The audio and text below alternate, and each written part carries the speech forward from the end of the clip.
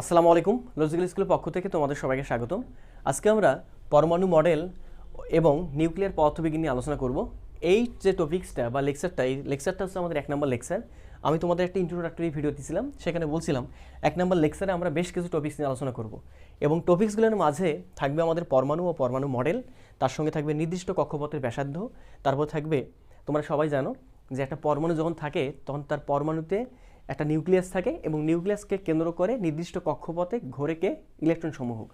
তো সেই নির্দিষ্ট কক্ষপথের ইলেকট্রনের রৈখিক বেগ, কৌণিক বেগ, তার সঙ্গে ইলেকট্রনের কম্পাঙ্ক এবং পর্যায়কাল। ওকে, মানে এমনটা বিষয়টা আমাদের বোঝাচ্ছে পর্যায়কাল বলতে, যে একটা ইলেকট্রন যেখান থেকে মুভ করবে সেখানে পরে যেখান থেকে মুভ করবে সেখান থেকে যাত্রা আরম্ভ করে সম্পূর্ণ রাস্তা অতিক্রম করে আবার ওই পয়েন্টে আসতে কতটুকু সময় লাগবে, সেই সময়টা হচ্ছে তার পর্যায়কাল।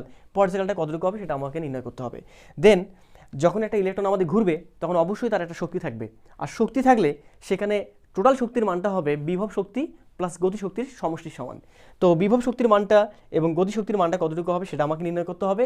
এবং তোমরা সবাই জানো যে নির্দিষ্ট কক্ষপথ থেকে অন্য কোনো নির্দিষ্ট কক্ষপথে যখন আমাদের ইলেকট্রন সমূহ স্থানান্তরিত হতে চায় তখন সে নির্দিষ্ট পরিমাণ শক্তি শোষণ অথবা বিকিরণ করে সে স্থানান্তরিত হতে পারে। ওকে, এটা বোর্ডের কথা আর কি।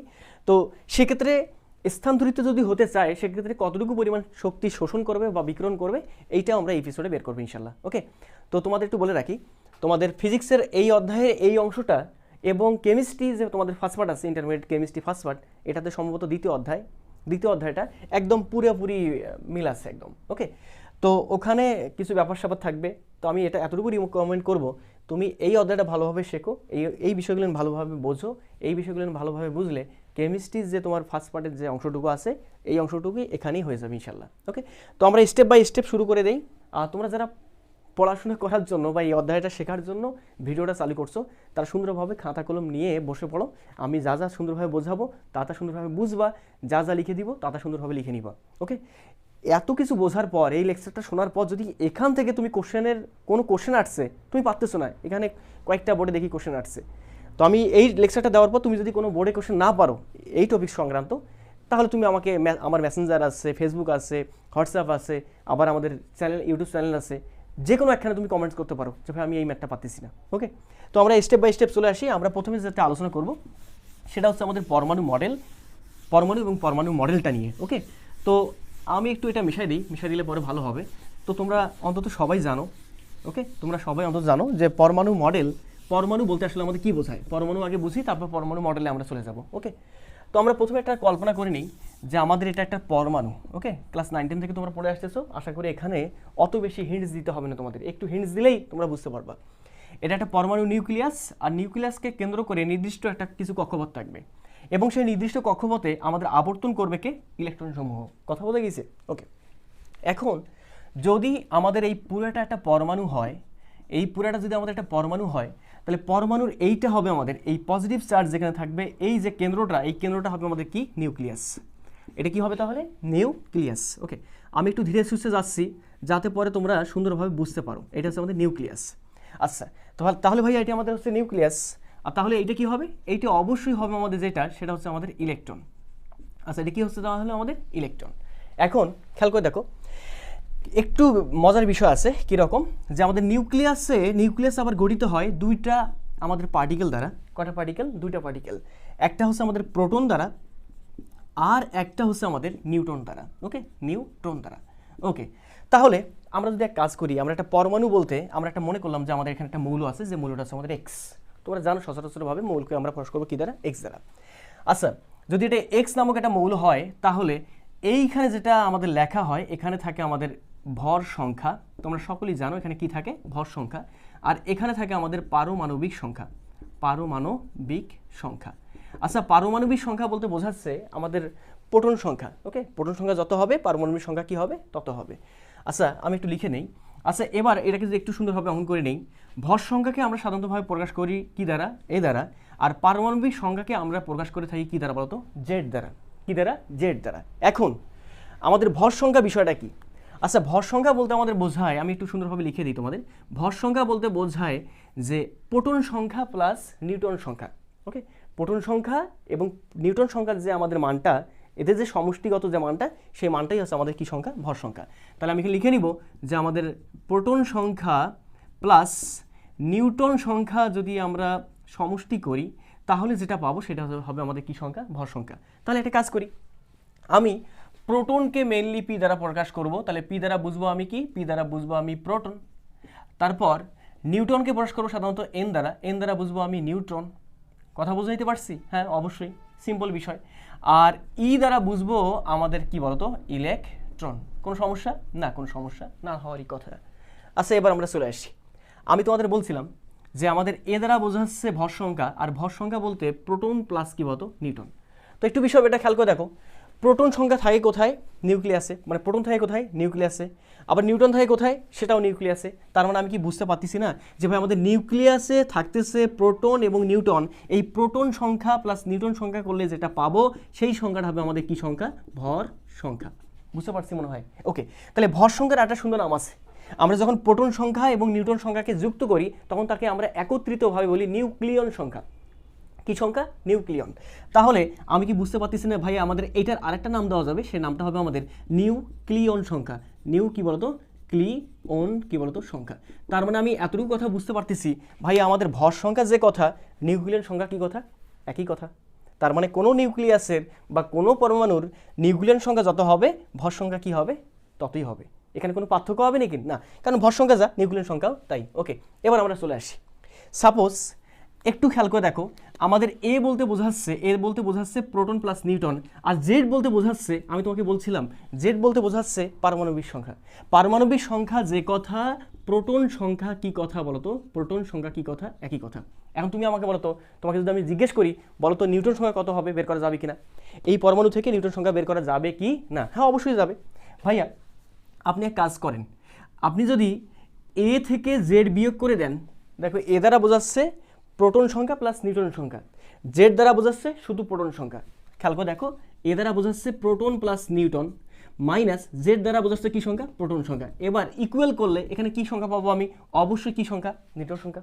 দেখো না, এখানকার প্লাস নিউটন, সরি এখানকার প্লাস প্রোটন, এখানকার minus proton, plus proton minus proton cancel out হয়ে গেলে শুধুমাত্র থাকে কি সংখ্যা, নিউটন সংখ্যা। তার মানে আমি বুঝতে পারতেছি এ মাইনাস জেড ভর সংখ্যা মাইনাস প্রোটন সংখ্যা করলে যেটা পাবো সেটা পাবো আমি কি সংখ্যা, নিউটন সংখ্যা। আরেকটা কথা বলে দিই, আমরা প্রোটন সংখ্যা পাইলাম, প্রোটন সংখ্যার মান কতটুকু হবে সেটা পাইছি, নিউটন সংখ্যার মান কতটুকু হবে সেটা পাইছি। এবার দরকার হচ্ছে আমাদের ইলেকট্রন সংখ্যা। বলে দেই সিম্পল, একটা পরমাণু স্বাভাবিক অবস্থায়, ইন জেনারেল কেস, জেনারেল অবস্থায় একটা পরমাণু তড়িৎ নিস্তরিত। তড়িৎ নিস্তরিত মানে কথাটার অর্থটা হচ্ছে এরকমটা যে এই নিউক্লিয়াসে যতটা পজিটিভ চার্জ থাকবে এখানে ততটা নেগেটিভ চার্জ থাকবে। সোজা কথা বলতে গেলে আমাদের এখানে প্রোটন সংখ্যা যত হবে, স্বাভাবিক অবস্থায় প্রোটন সংখ্যা যত হবে ইলেকট্রন সংখ্যা হবে ততটাই। তার মানে যে কোনো পরমাণুতে স্বাভাবিক অবস্থায় নাম্বার অফ প্রোটন সংখ্যা, মানে প্রোটন সংখ্যা এবং আমাদের ইলেকট্রন সংখ্যা পরস্পর কেমন হবে, স্বাভাবিক অবস্থায় সেম হবে। তার মানে একটা পরমাণুতে কয়টা প্রোটন, কয়টা নিউট্রন এবং কয়টা ইলেকট্রন থাকবে সেটা কিন্তু আমরা একটা পরমাণুকে দেখলেই বলতে পারবো। একটা উদাহরণ দিই তোমাদের যদি আমি বলি, সোডিয়ামের প্রোটন সংখ্যা বা পারমাণবিক সংখ্যা হচ্ছে আমাদের 11 আর ভর সংখ্যা হচ্ছে আমাদের 23। কত সংখ্যা, 23, ভর সংখ্যা। আচ্ছা এখান থেকে তোমরা আমাকে বলো তো এই সোডিয়ামের ক্ষেত্রে আমাদের প্রোটন সংখ্যা কয়টা হবে? ভাইয়া প্রোটন সংখ্যা হবে আমাদের 11, নিউটন সংখ্যা হবে কয়টা, 23 থেকে 11 বিয়োগ করলে যে সংখ্যা পাবো সেই সংখ্যাটা হবে আমাদের কি সংখ্যা, নিউটন সংখ্যা। 23 থেকে 11 বিয়োগ করলে আমাদের কত আসে, 12। আর ইলেকট্রন সংখ্যা হবে স্বাভাবিক অবস্থা আছে প্রোটন সংখ্যা জয়টা, ইলেকট্রন সংখ্যা ততটাই, তার মানে এখানে কতটা, 11টা। এই হচ্ছে আমাদের ব্যাপার।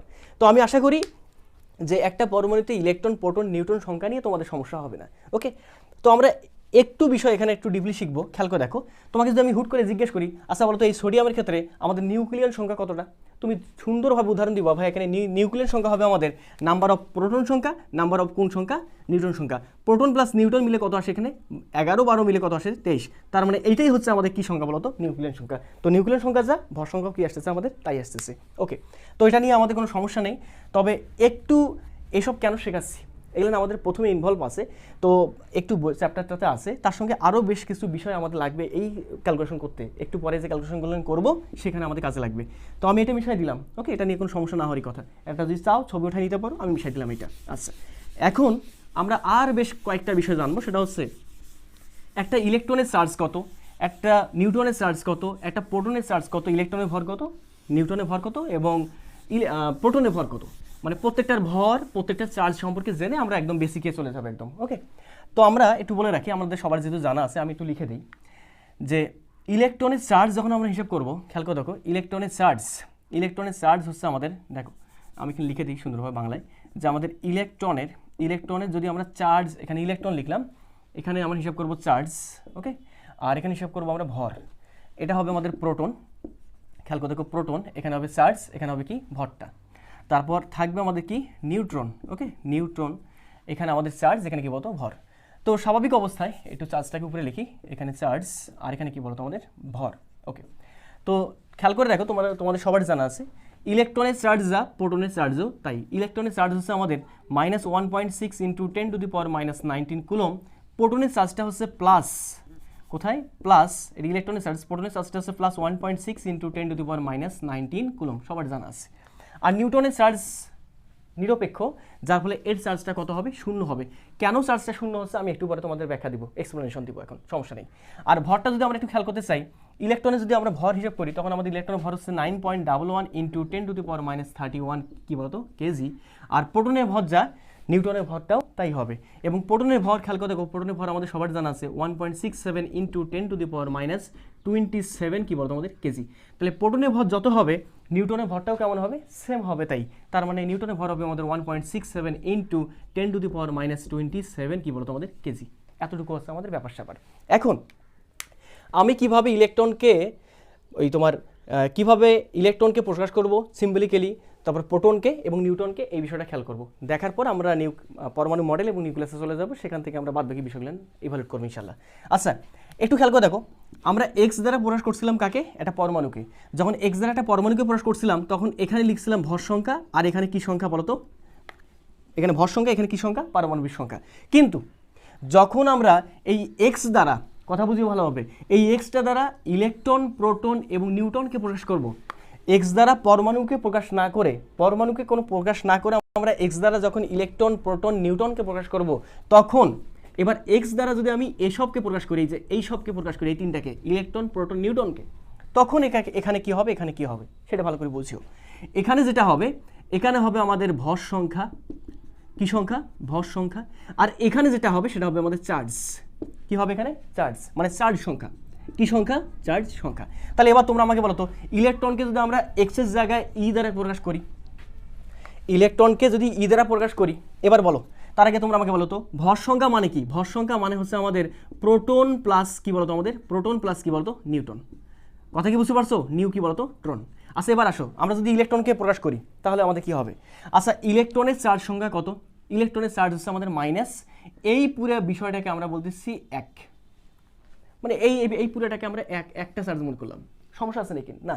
তাহলে এখানে হবে আমাদের যেহেতু ইলেকট্রন চার্জ মাইনাস, এই জন্য মাইনাস, এখানে কি দিলাম আমি 1, কি ক্লিয়ার, ওকে। এবার তোমরা আমাকে বলো তো, ইলেকট্রনের চার্জ আমি পেয়ে গেছি -1, এখন ইলেকট্রনের ভর কত। আচ্ছা দেখো তো, ভর সংখ্যা বলতে বোঝায় প্রোটন সংখ্যা প্লাস কি সংখ্যা, নিউট্রন সংখ্যা। এখন ইলেকট্রনে কি কোনো পরিমাণ প্রোটন অথবা নিউট্রন আছে, ইলেকট্রন তো ইলেকট্রনই। ইলেকট্রন যদি নিউটন অথবা প্রোটন হতো, যদি একটা প্রোটন থাকতো ইলেকট্রনের ভিতর তাহলে 1 লিখতাম, যদি একটা নিউটন থাকতো তাহলে 1 + 1 মিলে কত লিখতাম, 2। কিন্তু ইলেকট্রন তো ইলেকট্রনই, ইলেকট্রনের অভ্যন্তরে আর কেউ নেই ইলেকট্রন ছাড়া, মৌলিক পার্টিকেল। তার মানে এখানে ভর সংখ্যায় এটা যেহেতু আমাদের প্রোটনও না আবার নিউটনও না, তার মানে এখানে চলে আসবে কত, 0। তার মানে ইলেকট্রনকে যখন আমরা প্রকাশ করব, তখন আমরা প্রকাশ করবো কীভাবে, এভাবে। এবার আমাদের দরকার হচ্ছে প্রোটনকে প্রকাশ করা। প্রোটনকে সাধারণত প্রকাশ করবো কি দ্বারা, পি দ্বারা, কি দ্বারা, পি। তাহলে বলো তো প্রোটনের ক্ষেত্রে আমাদের এখানে কত হবে, এখানে অবশ্যই +1 হবে, কারণ প্রোটনের ক্ষেত্রে চার্জ +1। ইলেকট্রনের ক্ষেত্রে এটাকে যদি আমরা -1, এটাকে যদি -1 বলি, তাহলে প্রোটনের ক্ষেত্রে কি বলতে হবে, এটাকে সামনে প্লাস আছে, প্লাস, এটা কি বলতো 1, এই তো। এখন প্রোটনের ক্ষেত্রে ভর সংখ্যা যায় কত আসবে, দেখো ভর সংখ্যা মানে প্রোটন সংখ্যা প্লাস নিউটন সংখ্যা। প্রোটনের ক্ষেত্রে শুধুমাত্র একটা প্রোটনে আছে, ইলেকট্রনও নাই, আবার কি নেই, নিউটনও নেই।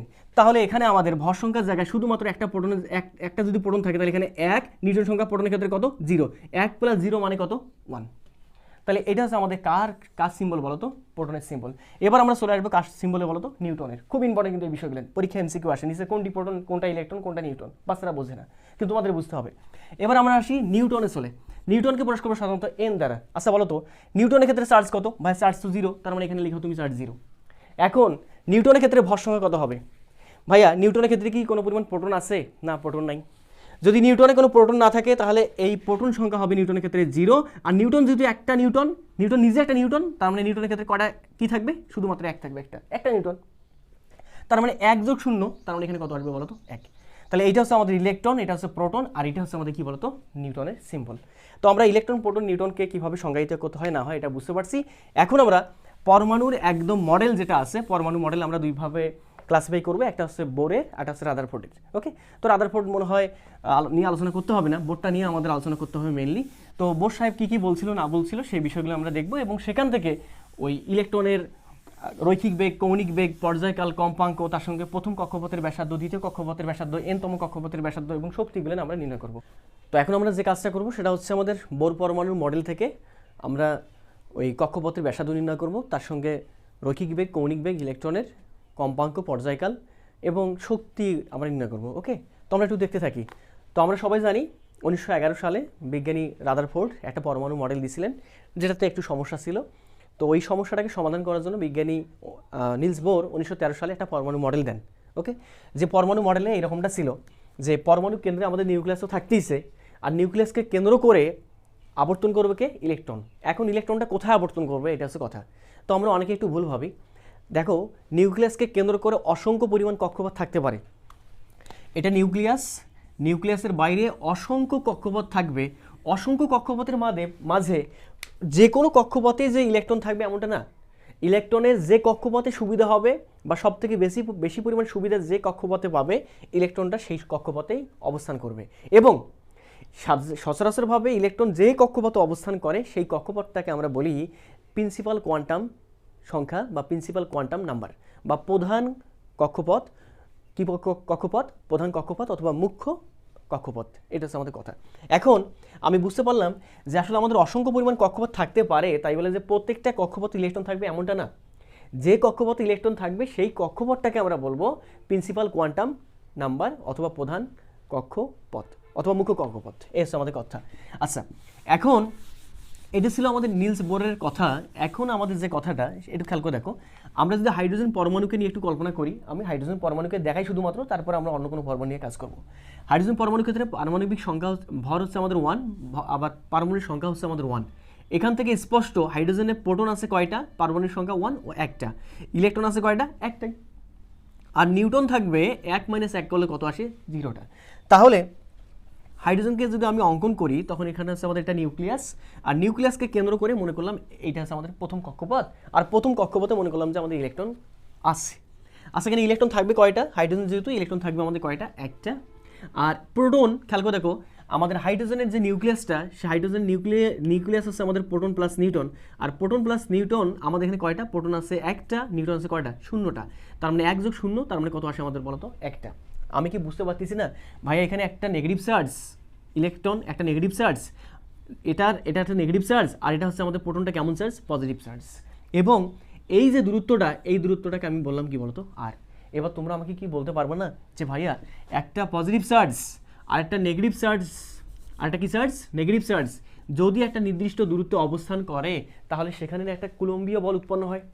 এবং আমাদের সবার জানা আছে কুলম্বীয় ফোর্সের মান যেটা ছিল সেটা ছিল আমাদের FC is equal to 1/4 pi epsilon not into Q1 Q2 divided by কি স্কোয়ার আর স্কোয়ার।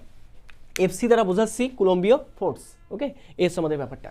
তাহলে ভাইয়া এটার চার্জ যত, এটার চার্জও তত, বাট এটার চার্জ প্লাস, এটার চার্জ কেমন, মাইনাস। তাহলে এটার চার্জ যদি আমি ই বলি, এটার চার্জও কি হবে, ই হবে, বাট এটা প্লাস, এটা কি বলতো, মাইনাস। আমরা তো জানি ভাইয়া, যদি বিপরীতধর্মী চার্জ পরস্পর নির্দিষ্ট দূরত্বে অবস্থান করে তখন তারা কি করে, আকর্ষণ বল অনুভব করে। চার্জটা কেমন বল অনুভব করে, আকর্ষণ। এখন কে কাকে আকর্ষণ করবে, ইলেকট্রন কি প্রোটনকে আকর্ষণ করবে নাকি প্রোটন ইলেকট্রনকে আকর্ষণ করবে? আমি বোঝাতে চাচ্ছি পজিটিভ চার্জটা কি নেগেটিভ চার্জকে আকর্ষণ করবে, নাকি নেগেটিভ চার্জটা পজিটিভ চার্জকে আকর্ষণ করবে তার দিকে। কোয়াইট সিম্পল অ্যান্সার ভাইয়া। চার্জ যখন সমান হবে তখন আসলে কে কাকে আকর্ষণ করবে, ডিপেন্ড করবে তাদের ভরের উপর। যার ভর বেশি হবে সে আকর্ষণ করবে কম ভরের যে কণাটা থাকবে বা পার্টিকেল থাকবে তাকে। তাহলে আমাদের সবার জানা আছে যে ম্যাস অফ, এম দ্বারা বোঝাচ্ছি ম্যাস, আর এখানে পি দ্বারা বোঝাচ্ছি প্রোটনের ভর বা mass of proton. Mass of প্রোটনের মান আমাদের জানা আছে 1.67 ইন্টু 10⁻³ 27 এত কি বলতো, কেজি। আর ম্যাস অফ ইলেকট্রন আমাদের জানা আছে 9.11 ইন্টু 10⁻³ কি বলতো কেজি। আমি কি এখান থেকে স্পষ্ট নই ভাইয়া? এখানে 31 অনেক কম, কার তুলনায়? -27 তুলনায়। তাহলে অবশ্যই প্রোটনের ভরটা হবে বেশি, কার তুলনায়? ইলেকট্রনের তুলনায়। তার মানে আমি বুঝতে পারতেছি প্রোটনের ভরটা হবে বেশি, কার তুলনায়? ইলেকট্রনের তুলনায়। তাহলে প্রোটনের ভর যদি বেশি হয় তাহলে অবশ্যই প্রোটনটা ইলেকট্রনটাকে টান দিবে কার দিকে? তার নিজের দিকে। প্রোটন যেহেতু কেন্দ্রের দিকে আসে, তার মানে এই ইলেকট্রনটা টান বল অনুভব করবে কোন দিকে? কেন্দ্রের দিকে। এই কেন্দ্রের দিকে যে টান বলটা অনুভব করতেছে এইটাই হচ্ছে আমাদের কেন্দ্রমুখী বল। কি মুখী বল? কেন্দ্রমুখী বল। এখন এই কেন্দ্রমুখী বলটা পাচ্ছে কোথা থেকে? যেহেতু ইলেকট্রনটা এই নিউক্লিয়াসকে কেন্দ্র করে ঘুরতেছে, তাহলে এই ইলেকট্রনের উপর দুটো বল থাকবে, একটা কেন্দ্রমুখী বল, একটা হচ্ছে কেন্দ্র বিমুখী বল। এবং এটা কি থাকবে? কেন্দ্রমুখী, এটা কি বলতো? কেন্দ্র বিমুখী। এটা হচ্ছে আমাদের, এটা লিখে দেই, এটা হচ্ছে আমাদের কেন্দ্রমুখী বল, আর এটা হচ্ছে আমাদের কেন্দ্র কি বলতো? বিমুখী বল। ওকে, কেন্দ্র বিমুখী বল। এখন যেহেতু ইলেকট্রনটা নিউক্লিয়াসে এসে পতিত হচ্ছে না, তার মানে কেন্দ্রমুখী বল এবং কেন্দ্র বিমুখী বলটা সমান আছে। আরও একটা ভাবে বোঝা যায় যে সমান আছে কিনা ভাইয়া, যদি কেন্দ্রমুখী বলের মানটা বেশি হয় আর বিমুখী বলের মানটা কম হয়, তাহলে আমাদের যে পুরো অ্যাটমটা থাকতেছে বা পরমাণুটা থাকতেছে, পরমাণুটা তখন কি হয়ে যাবে? কেন্দ্রমুখী বলের মান কম হয়ে গেলে, বেশি হয়ে যদি হয়ে যায়, তাহলে আমি বুঝতে পারতেছি পুরো অ্যাটমটা এরকম করে সংকুচিত হয়ে যাবে। আবার কেন্দ্র বিমুখী বলের মানটা যদি বেশি হয়, তাহলে পুরো অ্যাটমটা কী হবে? প্রসারিত হবে। দেখো, বড় হয়ে যাবে। কিন্তু না, পরমাণু তো এরকম হয় না, বড় হয় না আবার ছোটও হয় না, যেরকম আছে সেরকমই থাকতেছে স্বাভাবিক অবস্থায়। তাহলে কেন্দ্রমুখী বল কেন্দ্র বিমুখী বলটা কেমন হচ্ছে? সমান হচ্ছে। এখন তোমরা আমাকে বলো তো, একটা বস্তু যখন বৃত্তাকার পথে ঘোরে তখন তার একটা কেন্দ্রমুখী বলের মানটা ছিল, ঠিক আছে? সেই কেন্দ্রমুখী বলের যে মানটা ছিল, সে মানটা আমরা সবাই জানি। কেন্দ্রমুখী বলের মানটা ছিল আমাদের F = mv² কি বলতো? আর যেখানে এমটা হচ্ছে যে পার্টিকেলটা ঘুরতেছে সেই পার্টিকেলের ভর, ভিটা হচ্ছে যে পার্টিকেলটা বা বস্তুকণাটা ঘুরতেছে সেই বস্তুকণার বেগ, আর বলতে যে কক্ষপথকে যে ব্যাসার্ধকে কেন্দ্র করে ঘুরতেছে তার কি বলতো? আমাদের ব্যাসার্ধ। মানে যে কক্ষে ঘুরতেছে তার যে ব্যাসার্ধটা, সেটা হচ্ছে আমাদের আটটা। এখন তোমরা আমাকে বলো তো, আমি কি বলতে পারবো না যে ভাইয়া এখানে কেন্দ্রের দিকে বল কোনটা?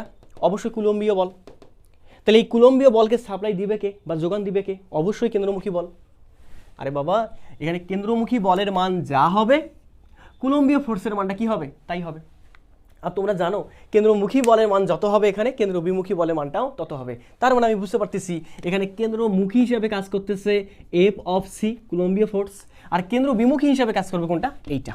এইটা মানে শুধুমাত্র Fটা।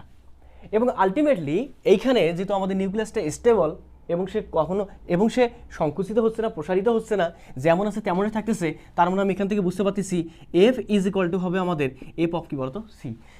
আমাদের এই বল অর্থাৎ কেন্দ্র বিমুখী বল আর কেন্দ্রমুখী বল কেমন? সমান। তাহলে এইটা হচ্ছে আমাদের কুলম্বীয় ফোর্স, হচ্ছে আমাদের কেন্দ্রমুখী, এখানে লিখে নেই কেন্দ্রমুখী বল, আর F শুধুমাত্র কি বলতো? কেন্দ্র বিমুখী বল। তো তোমাদের একটু মেনশন করে দেই, যখন একটা বস্তুকণা বৃত্তাকার পথে ঘুরতে থাকে, এই সাপোজ একটা বস্তুকণা বৃত্তাকার পথে ঘুরতেছে এই দিক বরাবর মনে করলাম, তখন এখানে কেন্দ্রের দিকে বল থাকে, এইটা হচ্ছে কেন্দ্রমুখী বল, এইটা হচ্ছে কেন্দ্র বিমুখী বল, আর এই দিক বরাবর যে পয়েন্টে অবস্থান করতেছে তার স্পর্শক বরাবর একটা যে দিক পাবা, সেই দিকটা হবে কার? বেগের দিক। তার মানে এই বস্তুকে যদি আমি এখান থেকে ছেড়ে দিই, এই বস্তু সোজা এই দিক বরাবর যাবে। এটা হচ্ছে বেগের দিক, এটা হচ্ছে কেন্দ্র বিমুখী বল, এটা হচ্ছে কেন্দ্রমুখী বল। আরে বাবা, একটা বস্তুকে তুমি যদি সুতার সাহায্যে বেঁধে রাখো, বাঁধার পথে তুমি ঘোরাও, তখন কেন্দ্রমুখী বল একটা কাজ করবে। তুমি যে টান দিচ্ছ সেটা হচ্ছে কেন্দ্রমুখী বল, আর কেন্দ্র বিমুখী বল হবে তুমি যেদিকে টান দিচ্ছ তার বিপরীত দিকে, এইটা কেন্দ্র বিমুখী বল। আর ওই পয়েন্টের স্পর্শক বরাবর যে বিন্দুটা পাচ্ছ, সেই বিন্দু বরাবর যে তুমি রেখাটা অঙ্কন করলে, সেটা হচ্ছে কার দিক বলো তো? বেগের দিক। এটা হচ্ছে আমাদের কথা। ওকে, তাহলে আমি এখান থেকে বুঝতে পারতেছি কেন্দ্রমুখী এবং কেন্দ্র বিমুখী কেমন হবে? সমান। আচ্ছা, যদি এরা সমান হয় তাহলে কেন্দ্র বিমুখী বলের মানটা কতটুকু? অবশ্যই এইটা। তাহলে এইটার মান কতটুকু হবে? mv² কি বলতো? আর। কিন্তু একটু কথা আছে, আমি একটু কথাটা বলি, তারপর তোমাদের একটু ভালোভাবে বোঝাই। আচ্ছা, একটু খেয়াল করে দেখো তো, আমি যে এখানে বলটা পাইলাম সে বলের মানটা কতটুকু? অবশ্যই F(c) কুলম্বীয় ফোর্স, এবং কুলম্বীয় ফোর্সের মান হচ্ছে আমাদের 1/4πε0 ইন্টু কত বলো তো? এখানে চার্জের মান হচ্ছে আমাদের প্রথম চার্জটা হচ্ছে আমাদের E, দ্বিতীয় চার্জটাও কি বলতো? আমাদের E। দেখো না, E, তার মানে E মিলে হবে আমাদের E², আর এদের মধ্যবর্তী দূরত্ব হচ্ছে আমাদের R, তার মানে R এর উপর শুধুমাত্র কি হবে? এখানে R এর উপর কি হবে? A²। সমস্যা আছে নাকি? না। 1/4πε0 ইন্টু Q1 Q2, Q1 বলতে E/Q² R²। এবার একটু কথা আছে। আচ্ছা, আমি এখানে কোন পরমাণু নিয়ে কাজ করতেছিলাম? হাইড্রোজেন। কিন্তু হাইড্রোজেনের পরে পরমাণুকে হিলিয়াম। হিলিয়ামের ক্ষেত্রে আমি বলতে পারবো না যে আমাদের প্রোটন সংখ্যা, হিলিয়াম খেয়াল করে দেখো, হিলিয়ামের ক্ষেত্রে আমাদের এখানে 4 2, তার মানে এখানে প্রোটন সংখ্যা থাকবে 2টা, ইলেকট্রন সংখ্যা থাকবে কয়টা? 2টা। তার মানে তুমি খেয়াল করছো এখানে কেন্দ্রে নিউক্লিয়াসে পজিটিভ চার্জ থাকবে 2টা আর ইলেকট্রন থাকবে কয়টা? 2টা। তার মানে দেখো একটা প্রোটনের জন্য যদি এই বলটা পাওয়া যায়, তাহলে 2টা প্রোটনের জন্য কটা পাবো? 2টার জন্য কত বল পাবো? 2 গুণ। 2 গুণ বলতে সামনে 2 গুণ করতে হবে। 3টের জন্য 3 গুণ, 4টার জন্য 4 গুণ। তাহলে আমি কাজ করি, কীরকম কাজ? আমি মনে করলাম এখানে জেড সংখ্যক প্রোটনের জন্য যে বলটা পাবো, জেড বলতে যে পরমাণু বলবে সেই পরমাণুর জন্য। যদি হাইড্রোজেন বললে হাইড্রোজেনের জন্য 1 হবে, হিলিয়াম বললে হিলিয়ামের জন্য 2 হবে, লিথিয়াম বললে লিথিয়ামের জন্য 3 হবে, সোডিয়াম বললে সোডিয়ামের জন্য 11 হবে। ব্যাপারটা বোঝো নাই? হ্যাঁ, এটা। তাহলে আমাদের যে সংখ্যক প্রোটনের জন্য যে আমাদের বলটা হবে, সে বলটা হবে আমাদের এত।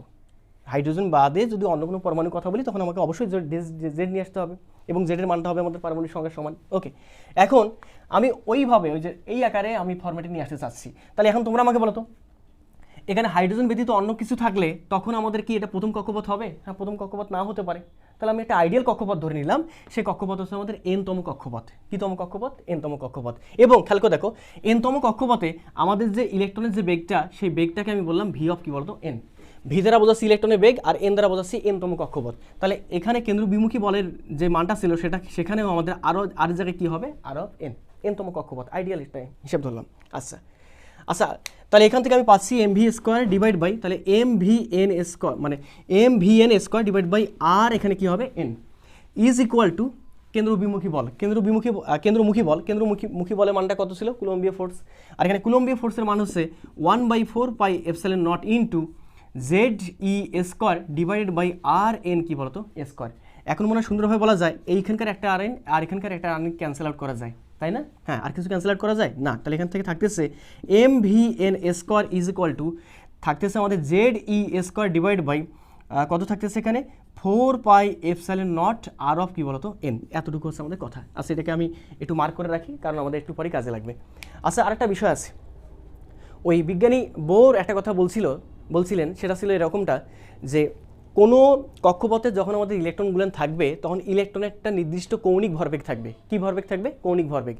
এবং কৌণিক ভরবেগের যে মানটা হবে, সে মানটা হবে আমাদের NH ডিভাইড বাই 2/5 এর সমান। যেখানে এনটা ছিল ওই যে কক্ষপথ সংখ্যা, যেখানে কক্ষপথ, প্রথম কক্ষপথ, দ্বিতীয় কক্ষপথ, তৃতীয়, চতুর্থ, পঞ্চম, তার মানে এনের মানটা হবে ধনাত্মক পূর্ণ সংখ্যা। ধনাত্মক কি সংখ্যা? পূর্ণ সংখ্যা। আচ্ছা, তাহলে আমি একটু ওইটা লিখে নেই যে আমি এটা মিশাই দিলাম। এখন তো লাগতেছে না আমাদের লাগতেছে এইটা থেকে। ওকে, তাহলে আমি এইটা মিশাই দিই। এই বাদবিক বিষয়গুলো না আমি একটু মিশাই দিলাম। কোথা থেকে আসলো না আসলো তোমরা বুঝতে পারছো। ওকে, আচ্ছা, এখন আমি এখানে একটু লিখে নেই। আচ্ছা, থাকলো এটা। খেয়াল করে দেখো, আমরা এখান থেকে পাচ্ছি mv square is equal to Z E square divide by 4 pi epsilon not কি এন আর এন। এখন আমাদের বোর সাহেব কি বলছিলেন যে আমাদের কৌণিক ভরবেগের মান হবে, কৌণিক ভরবেগ বলতে আমাদের mvr, কৌণিক ভরবেগ এর মানটা হবে NH ডিভাইড বাই কত পাইয়ের সমান? 2/5 পাইয়ের সমান। এখন যেহেতু এটা এনতম কক্ষপথ বোঝাচ্ছে, তার মানে এনতম কক্ষপথে ইলেকট্রনের বেগ, আর এটা হবে আমাদের এনতম কক্ষপথের কি বলতো? ব্যাসার্ধ কেন্দ্র থেকে। ওকে, তাহলে এখান থেকে তোমরা একটু খেয়াল করে দেখো তো, আমরা কি এখান থেকে বলতে পারবো না যে ভাইয়া আমরা যদি এখানে আর এন এর মানটা বের করতে চাই? খেয়াল করে দেখো, আমি চাচ্ছি যে ওই কেন্দ্র থেকে, খেয়াল করে দেখো, এটা আমাদের যদি নিউক্লিয়াস হয়, এটা হচ্ছে প্রথম কক্ষপথ, দ্বিতীয় কক্ষপথ, তৃতীয় কক্ষপথ, এভাবে মনে করলাম এইটা হচ্ছে আমাদের এনতম কক্ষপথ। আমি চাচ্ছি কেন্দ্র থেকে এনতম কক্ষপথের যে ব্যাসার্ধটা, দ্যাট ইজ যেটা আমাদের আর অফ এন, এইটা আমি বের করতে চাচ্ছি। ক্লিয়ার? তাহলে আমি কেন্দ্র থেকে এনতম কক্ষপথের ব্যাসার্ধটা আমি নির্ণয় করতে চাচ্ছি। এনতম কক্ষপথের ব্যাসার্ধ নির্ণয় করতে পারলে 1তম, 2তম, 3তম, 4তম যে কোনো তম ক্ষেত্রে আমরা কিন্তু বের করতে পারবো। তাহলে এবার আমরা চলে আসি, আমাদের যে টার্গেটটা হবে, সেই টার্গেটটা হচ্ছে আমাদের আর অফ এন বের করা আগে। ওকে, তাহলে কীভাবে বের করবো একটু খেয়াল করে দেখো তো। এইখান থেকে আমি মনে হয় সুন্দরভাবে বুঝতে পারতেছি আমরা কাজ করতে পারি। এখানে আমি ভি অফ এন এর মানটা যদি বসাই দেই, ভি অফ এন এর মানটা রিপ্লেস করবো কার মাধ্যমে? দেখো এখান থেকে খেয়াল করে দেখো, V of N is equal two লেখা যায় NH ডিভাইড বাই 2/5 পাই থাকলো এখানে ভি অফ এন, তাহলে এম আর অফ এন গুণ আছে, পাশে আসলে কী হবে? ভাগ হবে। তার মানে এম আর অফ এন, এই তো ভাগ হয়ে গেল। এখন এই ভি অফ এন এর মানটা আমি যদি কোনোভাবে এখানে বসাইতে পারি, তখন দেখো আমাদের কিন্তু ভি অফ এনকে রিপ্লেস করতেছি আর অফ এন দ্বারা। তার মানে আমাদের কক্ষপথের যে ব্যাসার্ধটা, সেই ব্যাসার্ধ কিন্তু বের হয়ে যাবে। তাহলে দেখি তো কীভাবে বের হয়। তাহলে এখান থেকে একটু খেয়াল করে দেখো, এখান থেকে তাহলে এই যে মানটা, এই মানটা যদি আমি এখানে বসাই দিই, আচ্ছা এটাকে আমি 1 নম্বর সমীকরণ বলি। 1 নম্বর সমীকরণে ভি অফ এন এর মান যদি বসাই দিই, তাহলে 1 নং এ ভি অফ এন এর মান যদি বসাই, মান বসিয়ে পাই, খেয়াল করে দেখো, বসিয়ে কি বলতো পাই। আচ্ছা বসিয়ে কি পাচ্ছি, এখান থেকে এম ভি স্কোয়ার, ভি বলতে V N square, V N বলতে আমাদের এইটা, তাহলে এইটার উপর স্কোয়ার হবে, এটার উপর স্কোয়ার মানে A square H square divided by এটার উপর স্কোয়ার করলে 4 pi square M square R of N কি বলতো স্কোয়ার ইজ ইকুয়াল টু, ব্যাপারটা বুঝতে পারছো মনে হয়, ভি অফ এন এর মানটার উপর স্কোয়ার করছে এই যে, তারপর কি হবে, এইটা ইজ ইকুয়াল টু কি কোনটা হবে, এইটা বলতে দেওয়া আছে এখানে জেড ই স্কোয়ার, দেখো Z E square divide by 4 pi epsilon not, এখানে কি বলতো আর অফ এন, এই হচ্ছে আমাদের কথা। এখন দেখো কিছু ক্যান্সেল আউট করা যায় মনে হয়, এখান থেকে আমি অনায়াসে বুঝতে পারতেছি এই এম আর এই এম স্কোয়ার ক্যান্সেল আউট করলে একটা এম থাকে, এই আর এন স্কোয়ার আর এন ক্যান্সেল আউট করলে একটা মনে হয় আর এন থাকে, এই পাই ক্যান্সেল আউট করলে একটা পাই থাকে, এই ফোর ক্যান্সেল আউট করলে কিছু থাকতেছে না। আচ্ছা আর কিছু ক্যান্সেল আউট করা যায় না, আর কিছু ক্যান্সেল আউট করা যাচ্ছে না, আমাদের দরকার কিন্তু টার্গেটটা কিন্তু আর অফ এন বের করা। তাহলে এখান থেকে অনায়াসে বলা যাবে আমাদের আর অফ এন, দেখো খুব সুন্দর জিনিস কিন্তু আর অফ এন। আচ্ছা একটু সাজা লিখি, সাজা লেখার পর বাদ বাকি কাজগুলো করে নিই। এখানে থাকতেছে আমাদের এন স্কোয়ার এইচ স্কোয়ার, দেখো এন স্কোয়ার এইচ স্কোয়ার, আর নিচে থাকতেছে আমাদের pi M R of N is equal to Z E square divided by এখানে থাকতেছে কি শুধুমাত্র এপসাইলন নট। এখন তোমরা একটু খেয়াল করে দেখো তো, এখান থেকে দরকার হচ্ছে আমাদের আর অফ কিসের ভ্যালুটা বের করা, এন এর ভ্যালুটা। তাহলে R of N is equal to হবে আমাদের এখান থেকে এপসাইলন নট এন স্কোয়ার কি স্কোয়ার এইচ স্কোয়ার, দেখো epsilon not N square H square, এখানে আর অফ এন এর ভ্যালু আমরা বের করে রাখছি, তার মানে এটা এই আর অফ এন এর সঙ্গে এটা থাকতেছে, তাহলে এটা এই গুণ অংশটা এপাশে আসলে কি হয়ে যাবে, ভাগ হয়ে যাবে। তাহলে ভাগ হয়ে যাবে কি, ভাগটা হয়ে যাচ্ছে আমাদের পাই এম জেড, খেয়াল করে দেখো পাই এম জেড ই স্কোয়ার, খেয়াল করে দেখো পাই এম জেড ই স্কোয়ার, এখানে গুণ ছিল আর এন এর সঙ্গে, এপাশে আসলে কি হবে, ভাগ হয়ে যাবে। তার মানে এইটাই হচ্ছে আমাদের এন তম কক্ষপথের কি বলতো ব্যাসার্ধ। দেখো আমাদের বের হয়ে গেছে। দেখো আর কিছু সমস্যা আছে কিনা, এখানে আমি আর অফ এনকে রাখছি, তাহলে এখানে পাই M Z E square, Z E square, আর এখানে N square H square epsilon not N square H square, এই সূত্র বের হয়ে গেছে। দেখো কত সুন্দর, আমাদের এত কিছু লাগবে না, লাগবে শুধু আমাদের এটাকে আমি বললাম কয় নাম্বার ইকুয়েশন, 2 নাম্বার ইকুয়েশন। এবং দেখো সব কিছুর মান কিন্তু আমাদের জানা আছে। এপসাইলন নট হচ্ছে আমাদের শূন্য স্থানে ভেদন যোগ্যতা, তোমাদের বলে দিই, আমি লিখে দিই, তাহলে তোমরা নিজের টেস্ট করতে পারবা। এপসাইলন নট হচ্ছে আমাদের শূন্য স্থানে ভেদন যোগ্যতা, এবং এর যে মানটা, সেই মানটা হচ্ছে আমাদের 8.854 ইন্টু 10 ইনভার্স 12। তারপর এখানে এন বলতে কত নাম্বার কক্ষপথ তুমি চাচ্ছ, যে কক্ষপথে তুমি ব্যাসার্ধ বের করবা, ওকে। এইচ বলতে প্লাঙ্কের ধ্রুবকের মান তুমি জানো 6.64 ইন্টু 10 টু দি পাওয়ার -3। তারপর থাকতেছে কি আমাদের পাইয়ের মান তোমার জানা আছে 3.14 কি বলতো 16। তারপর এম বলতে কিসের ভর, ইলেকট্রনের ভর, আমরা কিন্তু ইলেকট্রনকে নিয়ে কাজ করতেছি, তাই না, ওকে। ওই যে কক্ষপথের ব্যাসার্ধ, এবং আমরা ধরছিলাম এম বলতে কাকে ধরছিলাম, ইলেকট্রনটা, ওকে। তাহলে ইলেকট্রনের ভর আমাদের জানা আছে 9.1 ইন্টু 10 টু দি পাওয়ার -31 এত কি বলতো আমাদের কেজি। কি কোনো সমস্যা আছে নাকি না? এই যে আমরা বলছিলাম না, এটা যে বৃত্তাকার পথে ঘুরতেছে কে, ইলেকট্রনের ভর হচ্ছে আমাদের এইটা এমটা। তারপর আমাদের থাকতেছে কি জেড বলতে পারমাণবিক সংখ্যা। এখন তুমি যদি হাইড্রোজেনের ক্ষেত্রে নাও, তাহলে জেডের মান হবে 1, লিথিয়াম নিলে 2, হিলিয়াম নিলে 2, লিথিয়াম নিলে কত হবে 3, এভাবে সোডিয়াম নিলে 11, ম্যাগনেসিয়াম নিলে কত হবে 12, অ্যালুমিনিয়াম নিলে কত হবে 13, এভাবে। এখন তুমি একটু আসো তো, কীরকম বলতে, এখানে বলতে বোঝাচ্ছে কি ইলেকট্রনের চার্জ। এখন ইলেকট্রনের চার্জ বলতে আমাদের কতটুকু জানা আছে, ইলেকট্রনের চার্জ হচ্ছে আমাদের ওই তোমার জানা আছে 1.6 into 10 to the power minus কত 19 কুলম। এই তো আমাদের সব কিছু কিন্তু দেখো, আমাদের সব কিছু বের হয়ে গেছে। বসাই দিলে তুমি কি পাবা বলো তো, আর অফ এন পাবা। আচ্ছা তাহলে আমি এই অংশটা, এটা তোমরা পুট করে দেখবা যে আসলে আমাদের কতটুকু আসে, ওকে। আচ্ছা এখান থেকে তোমরা আমাকে বলো তো, আমি যদি আর অফ 1 বের করতে চাই, তাহলে আমাদের আসবে কি, আর অফ 1 এর ক্ষেত্রে দেখো তো, আমাদের এন স্কোয়ার এইচ স্কোয়ারের মান কিন্তু ফিক্সড, পাইয়ের মান, এম এর মান, জেড এর মান, ই স্কোয়ারের মান কিন্তু ফিক্সড, কোনো পরিবর্তন হবে না। শুধু পরিবর্তন হবে যখন আমি এখানে আর 1 বলবো, তখন পরিবর্তন হবে শুধুমাত্র এন এর জায়গায় মান কত হবে 1। যখন আমি 2 বলবো, তখন এন এর জায়গায় বসবে কত 2, বাদ বাকি সব কিছু ঠিক থাকবে। তার মানে আমি কি বুঝতে পারতেছি না যে আমাদের আর 1 যদি বলা হয়, তখন আমাদের অ্যান্সারটা আসতেছে epsilon not N square H square divided by pi M Z কি বলতো ই স্কোয়ার।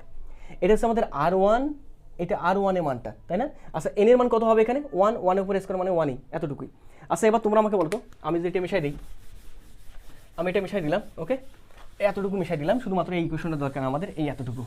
এখান থেকে একটু খেয়াল করে দেখো তো, এখান থেকে মনে হয় অনায়াসে বলা যাবে, এখান থেকে অনায়াসে বলা যাবে না যে আমাদের R2 যেটা হবে সে R2 জায়গায় যখন আমি R2 বের করব তখন এইখানে শুধুমাত্র কি হবে, এখানে R2 জায়গায় হবে আমাদের n এর উপর স্কোয়ার, তার মানে এই যে 2 এর উপর স্কোয়ার, বাদ বাকি epsilon not H square divide by pi M Z E square fixed. তার মানে এখানে থাকতেছে আমাদের কি থাকতেছে, এপসাইলন নট এইচ স্কোয়ার এখানে পাই M Z E square fixed, তার মানে এটা ফিক্সড। আর এটার যে মানটা সে মানটা দেখো তুমি R1, তাই না? তার মানে R2 ইজ ইকুয়াল টু হবে 2 এর উপর স্কোয়ার ইন্টু Q1 R1। তার মানে আমি কি বুঝতে পারতেছি না, যখন আমি R3 বের করব তখন এখানে হবে আমাদের n স্কোয়ার এবং n এর আচ্ছা R3 যখন বের করবো তখন যেটা হবে সেটা হবে আমাদের 3 এর উপর স্কোয়ার ইন্টু Q1 R1।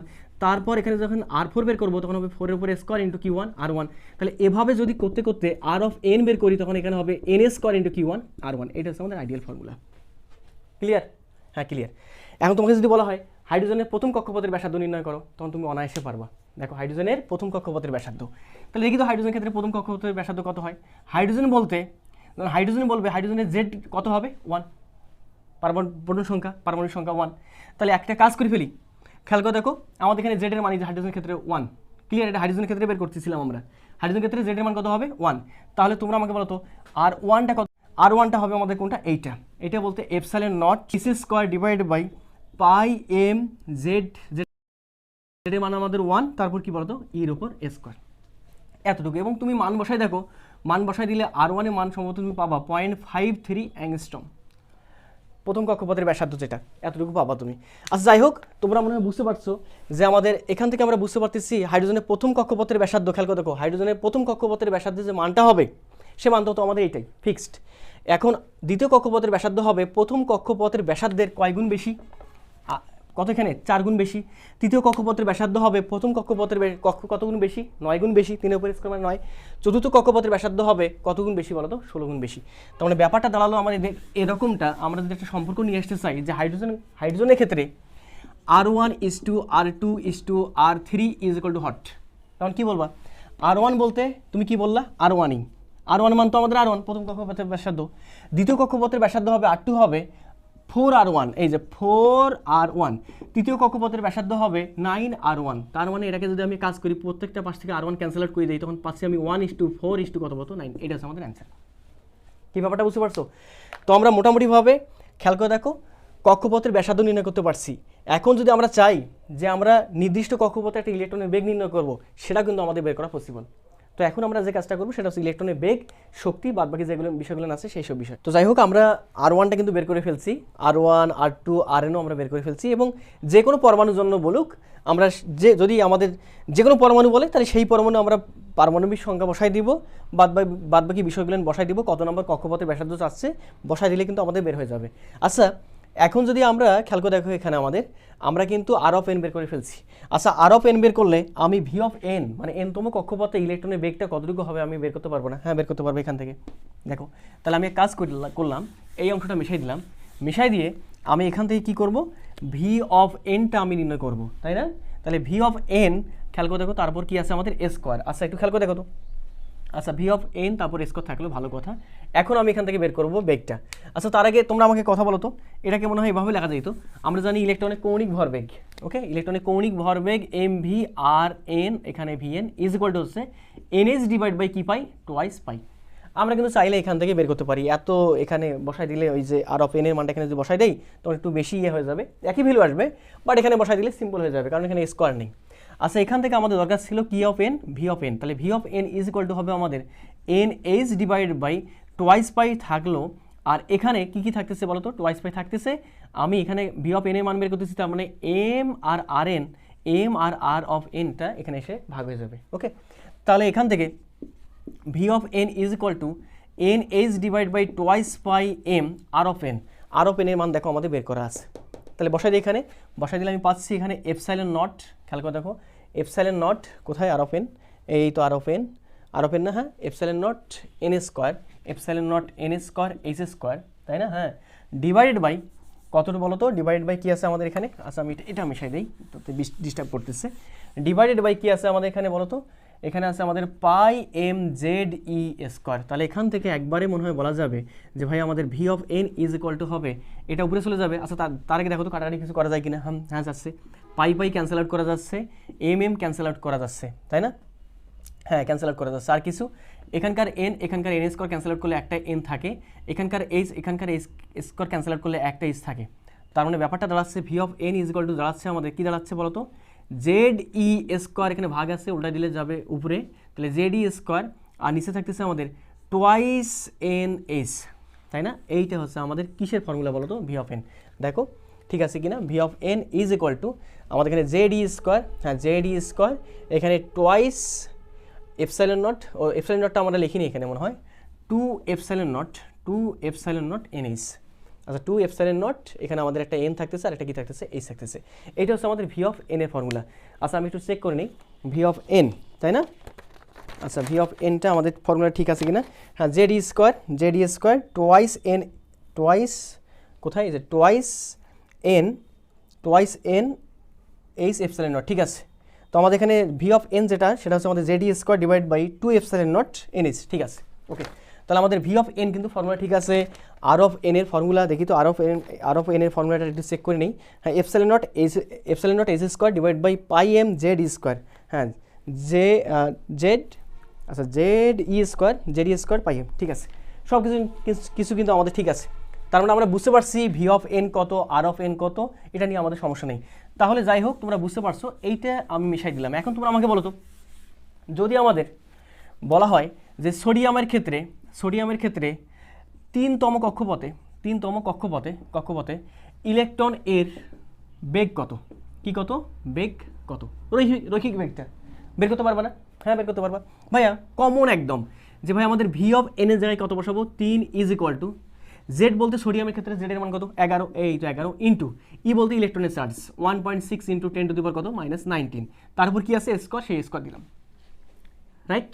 তারপর টোয়াইস এপসাইলন বলতে 8.854 ইন্টু 10 ইনভার্স 12 ইন্টু এন বলতে কত নম্বর কক্ষপথ, 3, তাহলে এন এর মান হবে 3, এইচ বলতে প্লাঙ্কের কনস্ট্যান্ট বা প্লাঙ্কের ধ্রুবক, এটার মান কতটুকু আমাদের 6.6 ইন্টু 10 টু দি পাওয়ার -34। তুমি ক্যালকুলেশন করলে তুমি যেটা পাবা সেটা পাচ্ছ তুমি V3, এত কি বলতো, মিটার পার সেকেন্ড। তাহলে এখন তোমাকে যদি বলে তিনতম কক্ষপথে ইলেকট্রনে তুমি বেগ বের করছো, আচ্ছা আমি এগুলো মিশাই দিই তাহলে সুবিধা হবে, এইটা শুধুমাত্র থাক, ওকে এই তো। তাহলে এবার খেয়াল করে দেখো তো, আমরা কিন্তু তিনতম কক্ষপথে সোডিয়ামের কি করছি, ইলেকট্রনের বেগ বের করছি। এখন যদি বলে তিনতম কক্ষপথে ইলেকট্রনের রৈখিক বেগ বের করতে হবে না, তোমাকে কৌণিক বেগ বের করতে বলছে, কি বেগ, কৌণিক বেগ। তাহলে আমরা জানি ভি সমান কি আর, রৈখিক এবং কৌণিকের মাঝে সম্পর্ক, ভি সমান কি আর, ওমেগার। তাহলে এখান থেকে ওমেগা হচ্ছে কৌণিক বেগ, ওমেগা ইজ ইকুয়াল টু হবে ভি ডিভাইড বাই কি বলতো, আর। এখানে হবে V3, এখানে হবে আমাদের R3। তিনতম কক্ষপথে ইলেকট্রনের বেগ, তিনতম কক্ষপথে কি বলতো, ব্যাসার্ধ, ঠিক আছে। তাহলে ভি অফ 3 তুমি বের করে রাখছো, আর আর অফ 3 বের করতে পারবে না, এই যে এখান থেকে তুমি যদি আর অফ এন পাও, এই যে আর অফ এন, তাহলে তুমি এখান থেকে পাইছো কি, আর দেখো খেয়াল করে দেখো, V3 বসাই দিলা, আর অফ এন, আচ্ছা এখানে বসাই দিবা, দেখো আমি এখানে না ক্যালকুলেশন করি, এপসাইলন নটের মান বসাই দিবা, এন এর মান বসাই দিবা 3, এইচ এর মান তুমি বসাই দিলা যেটা আছে সেটা কনস্ট্যান্ট, পাই এর মান এম এর মান বসাই দিলা, এম বলতে ইলেকট্রনের ভরটা আমাদের, জেড বলতে সোডিয়ামের ক্ষেত্রে কত, 11, আর ই বলতে ইলেকট্রনের চার্জ, কাজ কমপ্লিট। এতটুকু হচ্ছে কথা। তার মানে আমি ব্যাপারটা বুঝতে পারতেছি যে আমাদের একদম এইসব হচ্ছে কোয়াইট সিম্পল। আচ্ছা এবার তুমি আমাকে বলো তো, আমাদের সবার জানা আছে ওমেগা সমান হচ্ছে টোয়াইস পাই বাই কি বলো তো, টি, এবং আমাদের জানা আছে 1/t যে কথা, এন কি কথা, একই কথা, 1/t, টি হচ্ছে পর্যায়কাল আর এন বলতে আমাদের কম্পাঙ্ক। তাহলে এখান থেকে তুমি একটু খেয়াল করে দেখো তো, আমরা মনে বলতে পারবো, কি বলতে পারতেছি দেখো তো, এখান থেকে যে omega is equal to twice pi by T আমরা বলতে পারতেছি। তাহলে এখান থেকে আমি যদি টি বের করতে চাই তাহলে বলতে পারবো না, টি সমান হবে আমাদের টোয়াইস পাই ডিভাইড বাই কি, ওমেগা। এখন 2 ইন্টু পাই বলতে 3.1416 ডিভাইড বাই ওমেগা বলতে বের করে রাখছি সোডিয়ামের ক্ষেত্রে, তোমাকে যদি অন্য কোনো পরমাণুর ক্ষেত্রে বলে পারবা। তাহলে ওমেগা দ্বারা ভাগ করলে তুমি যেটা পাবা সেটা হচ্ছে আমাদের পর্যায়কাল, এবং পর্যায়কালের একক হচ্ছে আমাদের এত কি বলতো, সেকেন্ড। এখন তোমাকে যদি কম্পাঙ্ক বের করতে বলে, ভেরি কমন সেন্স ভাইয়া, কম্পাঙ্ক যদি বের করতে বলে আমরা জানি কম্পাঙ্ক n is equal to 1 by কি বলতো, টি, এই তো আমাদের যেটা আসবে ক্যালকুলেশন করলে এত কি বলতো আমাদের হার্টস, কমপ্লিট। তার মানে আমি কি বুঝতে পারতেছি না এখনো, যে আমাদের যদি কোনোভাবে রৈখিক বেগ বের করা যায় এবং ব্যাসার্ধ বের করা যায় এনতম কক্ষপথের, তাহলে আমরা অনায়াসে কৌণিক বেগ বের করতে পারবো। কৌণিক বেগ বের হলেই আমরা ওখান থেকে কম্পাঙ্ক, পর্যায়কাল, স্টেপ ওয়াইজ বের করতে পারবো। এই হচ্ছে আমাদের ব্যাপার। তো যাই হোক, আমরা মোটামুটিভাবে এইসব বের করছি। এখন যেটা আমাদের করতে হবে সেটা হচ্ছে আমাদের শক্তি নির্ণয় করতে হবে। এনতম কক্ষপথের ক্ষেত্রে কি শক্তি। তো আমি মনে হয় এটা বোঝাইতে পারছি। তো আমি এই মেন সূত্রগুলো রেখে বাদবাকি সূত্রগুলো আউটগুলেন করে দিই। ওকে, এই সূত্রকে আউট করে দিলাম। আমাদের একটা সূত্র মেইন, এটা একটা মেইন, আর বাদ বাকিগুলো আমাদের লাগতেছে না, এটা আমরা বুঝতে পারছি। তাহলে পরীক্ষা যদি ম্যাথ আসে, আমি আশা করবো এখান থেকে তোমরা অনায়াসে পারবা। তাহলে আমাদের এতক্ষণ পর্যন্ত সূত্র করলাম 3টে ডেরিভেশন, একটা হচ্ছে আমাদের এইটা আর একটা আনুষঙ্গিক হিসাবে রাখছি যদি বাই চান্স কাজে লাগে। ওকে, এই জন্য কিন্তু এটা রাখছি। আচ্ছা, এখন আমাদের যে কাজটা সেটা হচ্ছে আমাদের শক্তি নির্ণয় করতে হবে। কি নির্ণয় করতে হবে? শক্তি। এখন তোমরা সবাই জানো শক্তি হচ্ছে দুইটা, একটা হচ্ছে আমাদের গতিশক্তি আর একটা হচ্ছে আমাদের বিভব শক্তি, তাই না? এবং আমরা জানি গতিশক্তি প্লাস বিভব শক্তি করলে যে শক্তিটা পাবো সেটা হচ্ছে আমাদের মোট শক্তি। কি শক্তি? মোট শক্তি। এখন মোট শক্তিকে আমরা যদি বলি ই অফ টোটাল, তাহলে বলতে হবে গতিশক্তি হচ্ছে আমাদের ই কে আর বিভব শক্তি হচ্ছে আমাদের কি পি বলতো? ইপি, তাই না? এখন বলতে হবে ভাইয়া এনতম কক্ষপথের ক্ষেত্রে গতিশক্তি কত, বিভব শক্তি কত? তাহলে গতিশক্তি এনতম কক্ষপথের, বিভব শক্তি এনতম কক্ষপথে যদি পাই এবং তাদেরকে যদি আমি সমষ্টি করি তখন আমি কি পাবো? এনতম কক্ষপথের টোটাল শক্তি পাবো। কি শক্তি? টোটাল শক্তি। আচ্ছা, আমি টোটাল শক্তি বের করতে চাচ্ছি, গতিশক্তি এবং বিভব শক্তি বের করতে চাচ্ছি। আচ্ছা আসি তো, তার আগে তোমরা আমাকে বলো তো, এখান থেকে আমি প্রথমে গতিশক্তি নিয়ে আসি, এখানে লিখি। এখানে গতিশক্তি বলতে আমাদের কি কে? ইকে বলতে জানা আছে আমাদের হাফ এম কি বলতো? V square. তাহলে এনতম কক্ষপথের ক্ষেত্রে আমি গতিশক্তি বের করতে চাচ্ছি, তাহলে ই কে এন না দিয়ে শুধুমাত্র ই কে দিলাম, এনতম কক্ষপথ is equal to half m v square বলতে, খেয়াল করে দেখো এখানে এম ভি এন স্কোয়ার, তাই না? এনতম কক্ষপথের। তাহলে এই যে এম ভি এন স্কোয়ার মান কোনটা? এইটা, এই জন্য এটাকে রাখছিলাম কিন্তু। ওকে, তাহলে এখানে এই মানটা এম ভি এন স্কোয়ার মানটা এখানে বসাই দিলাম। বসাই বলতে এখানে আছে আমাদের Z E square divide by 4 pi epsilon not এখানে কি বলতো? R of n. এটা হচ্ছে আমাদের কি শক্তি? গতিশক্তি। তাহলে গতিশক্তি যদি আমাদের এনতম কক্ষপথের এবং নির্দিষ্ট কোনো পরমাণু কথা বলে তাহলে পারবো কি না? হ্যাঁ পারবো। জেড বসাই দিবা, নির্দিষ্ট পরমাণু জেড, এন বলতে কততম কক্ষপথের, বের হয়ে গেছে। এবার দরকার আছে আমাদের স্থিতি শক্তি, তার মানে এটা আমাদের আপাতত দরকার থাকতেছে না। আচ্ছা, এইটা আপাতত দরকার থাকতেছে না, এটাকে আমরা মিশাই দিই। আচ্ছা, এই দুটাকে একটু আলাদা করে লিখি, ওখানে একটু জায়গা যেহেতু লাগবে, এখানে লিখি আমি R of N is equal to ওই সূত্রটা। এখানে পাচ্ছি আমি epsilon not N square H square divided by pi M Z কি বলতো? ই স্কোয়ার। ওকে, এটা ছিল আমাদের ব্যাসার্ধ নির্ণয় সূত্র। তাহলে এটা লাগতেছে না, আমরা এই পাশে একটু জায়গা ফ্রি করে নিলাম। এবার আমরা চলে আসি ইপিতে। এবার কি বের করবো? ইপি বলতে বিভব শক্তি। বিভব শক্তি কেমনে বের করে একটু, এটা বিষয়টা একটু মাথায় রাখতে হবে। বিভব শক্তি কেমনে বের করে? দেখো আমাদের হয়ে গেছে কিন্তু প্রায়। বিভব শক্তি আমরা কীভাবে পড়ছিলাম খেয়াল করে দেখো। স্থির তড়িতে মনে হয় পড়াইছিলাম তোমাদের বা পড়ছিলা তোমরা, যে অসীম দূরত্ব থেকে একক ধনাত্মক চার্জ তড়িৎ ক্ষেত্রের অভ্যন্তরে আনতে যে পরিমাণ কাজ করতে হয় সেই কাজটা হচ্ছে আমাদের কি? বিভব, তাই না? তার মানে ব্যাপারটা এরকমটা ছিল যে আমাদের এইটা যদি একটা চার্জ হয় এবং এই চার্জে যদি একটা ক্ষেত্র হয়, এটা প্লাস চার্জ, মনে করলাম প্লাস চার্জটা আছে ক্যাপিটাল কিউ। অসীম দূরত্ব থেকে আমরা স্মল কিউ পরিমাণ চার্জকে এই তড়িৎ ক্ষেত্রের অভ্যন্তরে আনবো।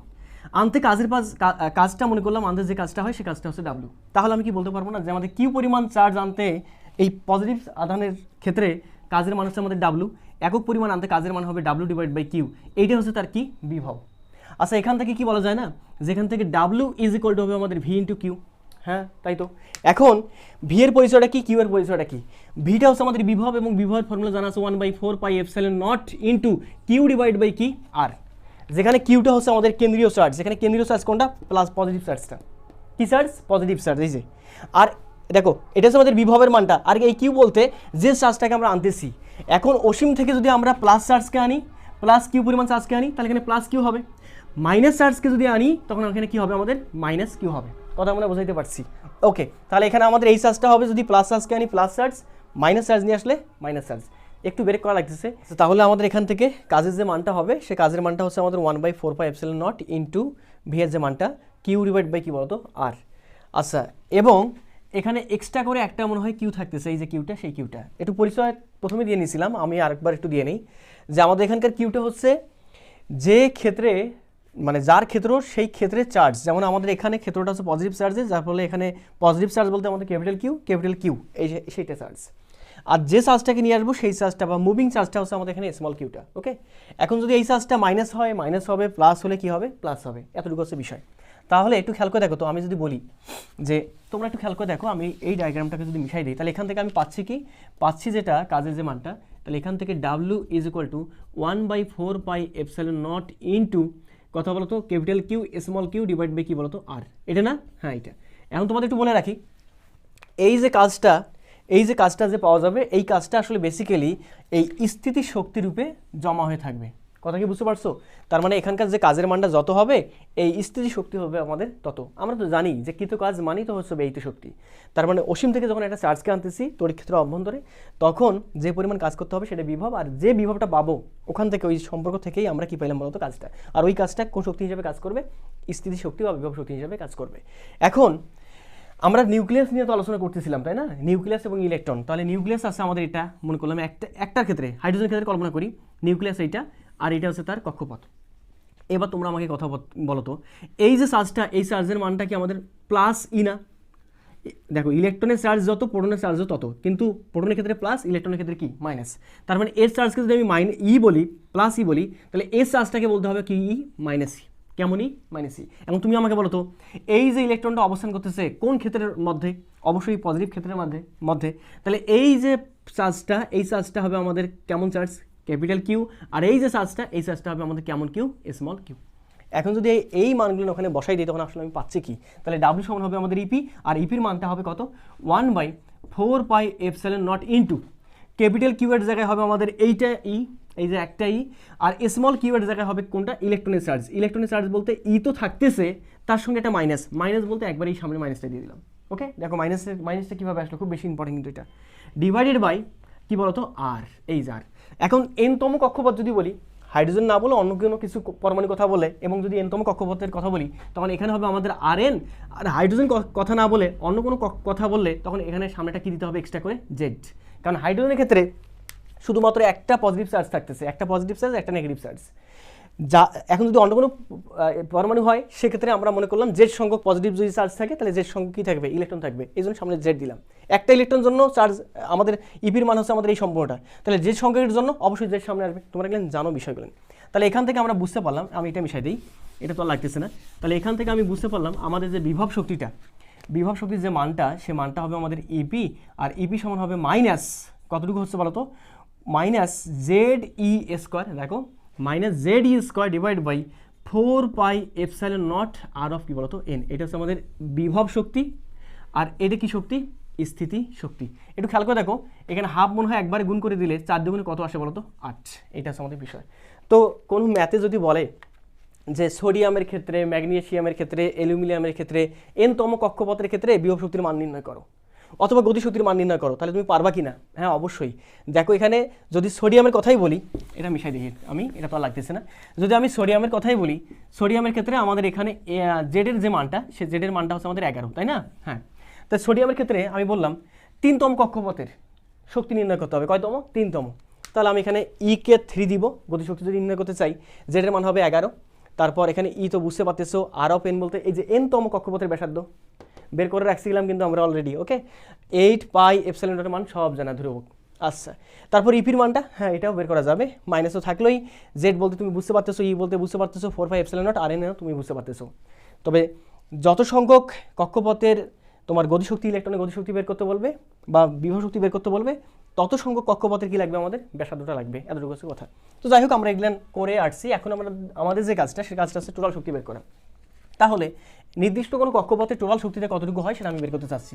আমি মনে করলাম এনতম কক্ষপথের টোটাল শক্তি আমরা নির্ণয় করবো। ওকে, তাহলে ই টোটাল ইজ ইকুয়াল টু, আচ্ছা ই টোটাল না দিয়ে শুধুমাত্র ই এন লিখি, তাহলে বুঝে নিব এনতম কক্ষপথের মোট শক্তি। ক্লিয়ার? হ্যাঁ। কে বলতে আমাদের ওইটা বলতে Z E square divide by 8πε0 R N. Plus মাইনাসে কী হবে? এই যে প্লাস, আর মাইনাসে কী হবে? মাইনাস। এইটা বলতে Z E square divide by 4πε0 R of কি বলতো এন। তাহলে এখান থেকে খেয়াল করে দেখো, E of N is equal to, লসাগু হচ্ছে আমাদের এখানে কত? 8πε0 আর অফ এন। তাহলে এখানে থাকতেছে, এটা চলে গেলে থাকে আমাদের এইটা শুধুমাত্র, তার মানে জেড ই স্কোয়ার মাইনাস এটা দ্বারা লসাগু করলে আমাদের কত হয়? লসাগু 2 দ্বারা এটা গুণ করলে 2 ইন্টু জেড ই কি বলতো স্কোয়ার। তাহলে আলটিমেটলি আমাদের চলে আসতেছে E of N is equal to minus Z E square divide by 8πε0 R of কি বলতো এন। এইটা হচ্ছে আমাদের এনতম কক্ষপথের কি বলতো মোট শক্তি। এবং খেয়াল করে দেখো, মোট শক্তির সামনে একটা মাইনাস সাইন চলে আসছে। মাইনাস সাইন থাকার অর্থটা হচ্ছে তুমি যদি কোনো ওই পরমাণুর তুমি যদি কোনো পরমাণুর ইলেকট্রনকে তুমি যদি নির্দিষ্ট কোনো কক্ষপথ থেকে সরাইতে চাও, তাহলে অবশ্যই বাহির থেকে তোমাকে এত মানে শক্তি পুট করতে হবে। মাইনাস দ্বারা বোঝাচ্ছে যে এতটুকু শক্তি নিয়ে সে স্টেবল। এখন তুমি যদি ওখান থেকে ওটাকে সরাইতে চাও, তাহলে বাইর থেকে তোমাকে এতটুকু পরিমাণ কী দিতে হবে, শক্তি দিতে হবে। ক্লিয়ার? তাহলে মাইনাস দ্বারা কোন অর্থ প্রকাশ করে সেটা কিন্তু আমি বুঝতে পারছি। আরে বাবা বোঝো না কেন? একটা উদাহরণ দিই।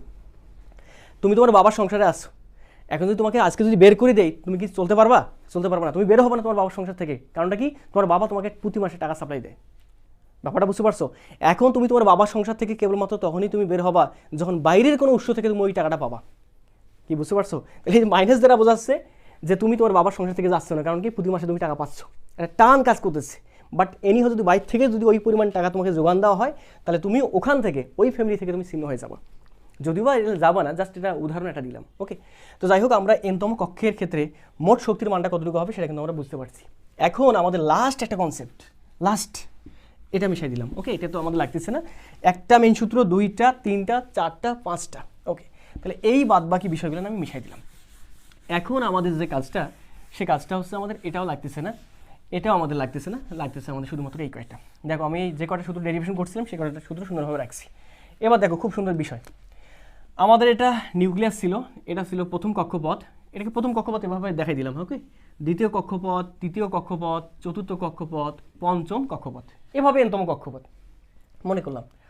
এখন আমাদের এমনটা তো হতে পারে যে আমাদের এই প্রথম, খেয়াল করে দেখো, এমনও তো হতে পারে যে প্রথম কক্ষপথ থেকে ইলেকট্রন একটা ইলেকট্রন সে সুবিধা পাওয়ার জন্য দ্বিতীয় কক্ষপথে যেতে চাচ্ছে। তাহলে এই তম কক্ষপথের শক্তিকে আমরা মনে করলাম, আমি কি মনে করলাম, একতম কক্ষপথের শক্তি। আর এখানে যে শক্তিটা হবে সেটা হবে আমাদের কয়তম কক্ষপথের শক্তি, 2তম কক্ষপথের শক্তি, তাই না? এটা প্রথম কক্ষপথ, দ্বিতীয় কক্ষপথ, তাহলে 1তম কক্ষপথের মোট শক্তি, 2তম কক্ষপথের মোট শক্তি। আচ্ছা, একটা বিষয় ভুলে গেছি যে এনতম কক্ষপথের শক্তির মাঝে সুন্দর একটা সম্পর্ক আছে। একটা বিষয় একটু এখানে মডারেট করতে পারি, খেয়াল করে দেখো। আমরা যদি এখানে এই যে এইখানেই একটু মিসিং করছিলাম, এখানে একটু লিখে দিই, সে সম্পর্কটা একটু দেখা দিই, পরীক্ষা আসে এটা বারবার। ওকে, ঢাবিতে বিভিন্ন সময় এমসিকিউ পরীক্ষা আসে। আমাদের এখান থেকে EN = -ZE² থাকলো, তাই না? আর এখানে 8πε0 থাকলো, আর এখানে RNটা আছে না, RN মান কিন্তু আমরা বসাই দিতে পারি। আমি চাচ্ছি সবগুলোকে মানে ধ্রুবকে নিয়ে আসতে। ওকে, যেগুলো প্যারামিটার মানে আমাদের জানা। RN এর মান যদি আমি এখানে বসাই দিই, তখন আমাদের থাকতেছে কি, RN বলতে হচ্ছে আমাদের এই RN বলতে আমাদের এইটা বলতে এখানে ε0, দেখো ε0 n²h²। আচ্ছা, ডিভাইডেড যে কথা একবারে উল্টাই দিয়ে উপরে গুণ করে দেওয়া কি কথা, একই কথা। তাহলে উপরে গুণ হয়ে থাকবে কত, πmz²। তাহলে πmz কি বলতো, e²। তাহলে দেখি তো আমাদের এখানে টোটাল কতটুকু আসে। তাহলে এখান থেকে EN = মাইনাস তো থাকলোই, দেখো মাইনাসটা থাকতেইছে। তাহলে কি থাকতেছে এখানে, কথা বলো তো, কি দেখো তো কিছু ক্যান্সেলেট করা যাচ্ছে কিনা, মনে হয় কিছু ক্যান্সেল করা যাবে। পাই ক্যান্সেল আউট হয়ে যাবে, তাই না? হ্যাঁ, পাই ক্যান্সেল আউট। তারপর আর কিছু ক্যান্সেল আউট হয়ে যায়, দেখো তো একটু ভালো করে। আর কিছু যাচ্ছে না আপাতত, দেখি আগে যা যাবে তাই করে দিব এখন। আচ্ছা, এখন কি থাকতেছে দেখো তো, এখানে জেড, এখানে জেড মিলে কি বলতো, Z², তাই না? এই যে জেড মিলে Z², একটা এম থাকে, এখানে নিচে কি এম আছে না, তাহলে mz² e² কত, 4। এই যে e² কত, 4, এখানে স্কোয়ার 4। আর নিচে থাকতেছে 8ε0² আর এখানে থাকতেছে n²h²। দেখো n²h²। দেখো আমাদের nতম কক্ষপথের ক্ষেত্রে সবগুলো কিন্তু ধ্রুবক হয়ে গেছে এবং সবগুলোর মানই আমাদের জানা। দেখো E of n =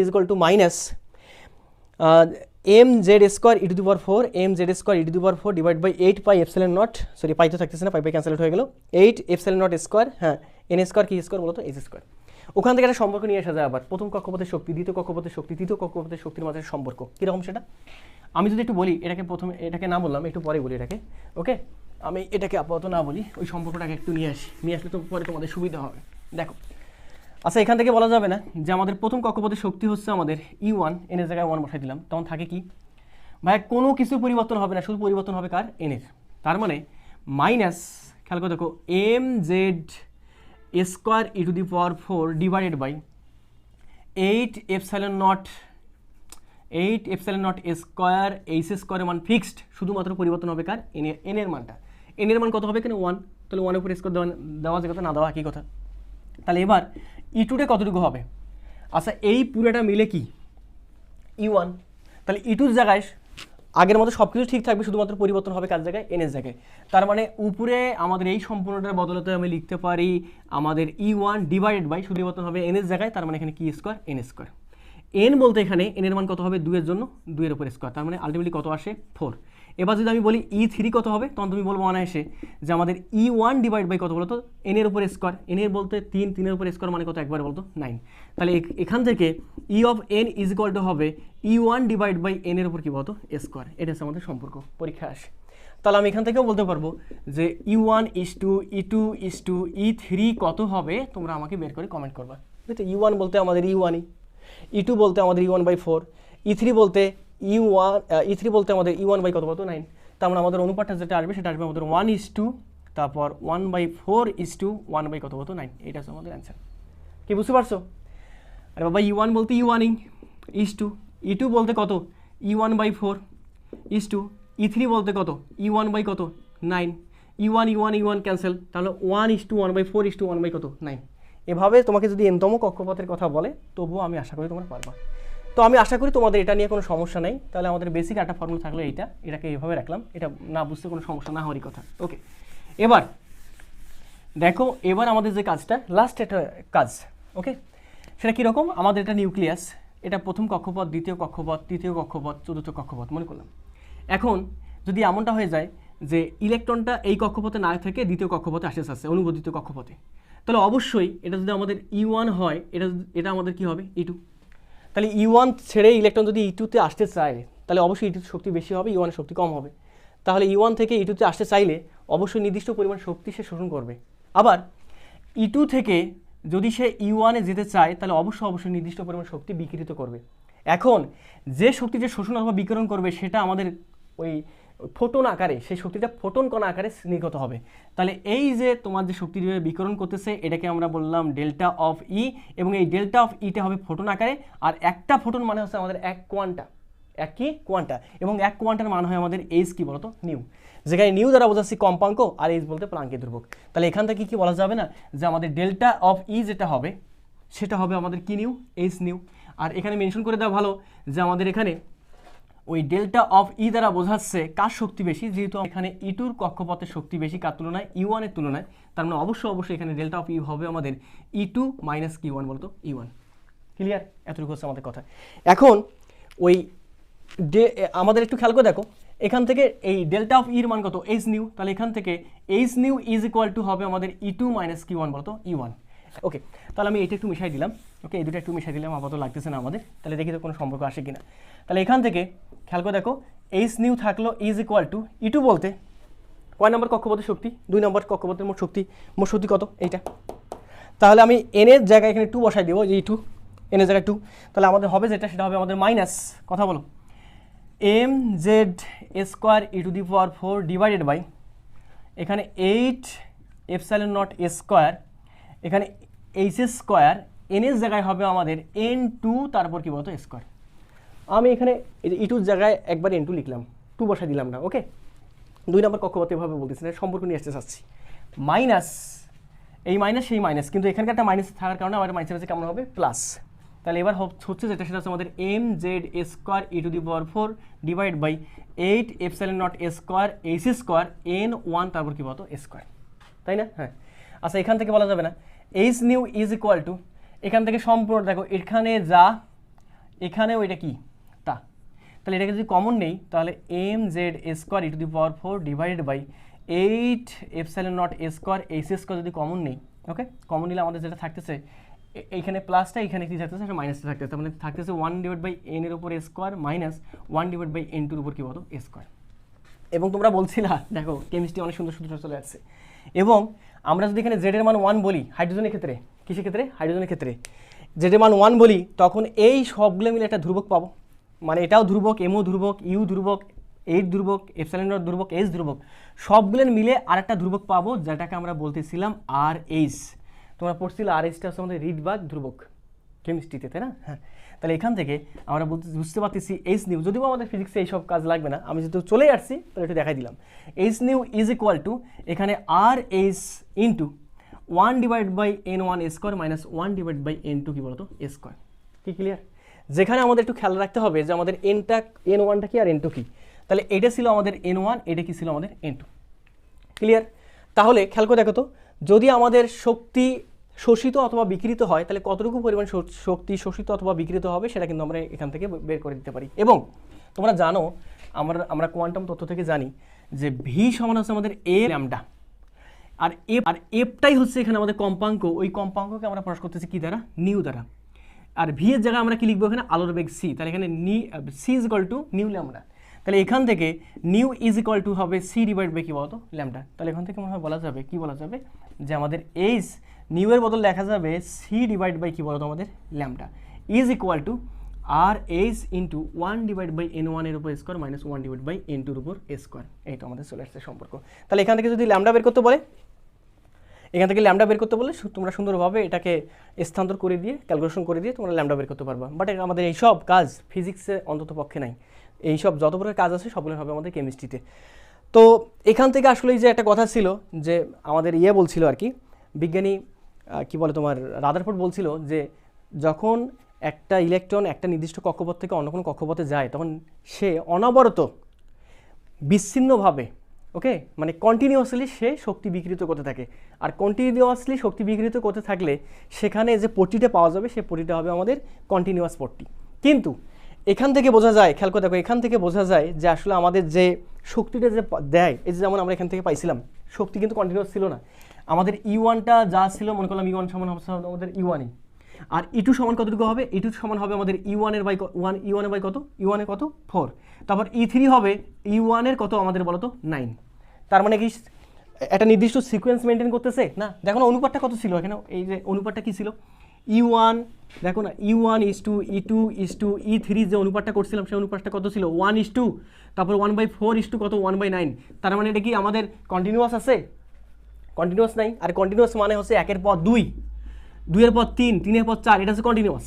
বাট যদি এমনটা হয় 1 এর পর আছে 4, এটা হচ্ছে ডিসকন্টিনিউয়াস। 2, 3 তুমি খেয়ে ফেলছো। সেই হচ্ছে ব্যাপারটা, যে তুমি যখন এখানে বর্ণালীটা পাবা সে বর্ণালীটা আমাদের কন্টিনিউয়াস হবে না, ডিসকন্টিনিউয়াস হয়ে যাবে। ডিসকন্টিনিউয়াস মানে হচ্ছে ছিন্নায়িত। কি আইত?